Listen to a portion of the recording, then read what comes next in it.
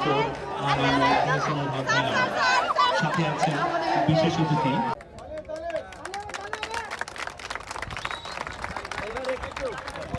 বিশ্বের খেলাধুলার হিস্সা আমরা ন্যায্য পাইনি, সেই জায়গায় যেন আমরা আগামী দিনে আমাদের হিস্সা বুঝে পাই, আমাদের সন্তানরা যেন বিশ্বের মানের খেলাধুলায় প্রতিযোগিতা করতে পারে, সেই দিকে লক্ষ্য রেখেই তিনি এই অনুষ্ঠান শুরু করেছেন।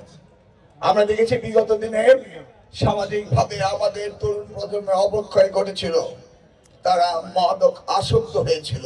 ফ্যাসিস্ট সরকার এই ব্যাপারে কোন রকম কার্যকরী সিদ্ধান্ত তারা নেয়নি।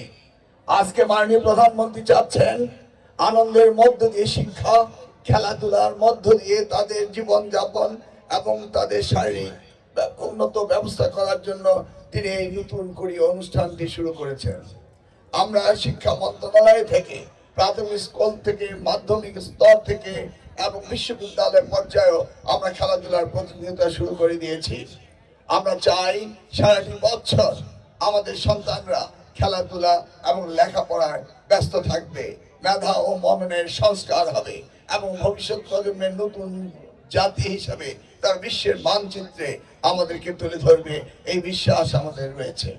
সেই দিক থেকে আজকে এই সরকারের নতুন ভাবে এই স্পোর্টস নতুন করে আমরা শুরু করতে যাচ্ছি। মাননীয় প্রধানমন্ত্রীর নির্দেশে আমি সকলের সামনে আগামী দিনে এই চাঁদপুরে খেলাধুলার ক্ষেত্রে আমাদের সন্তানরা সবচেয়ে এগিয়ে থাকবে।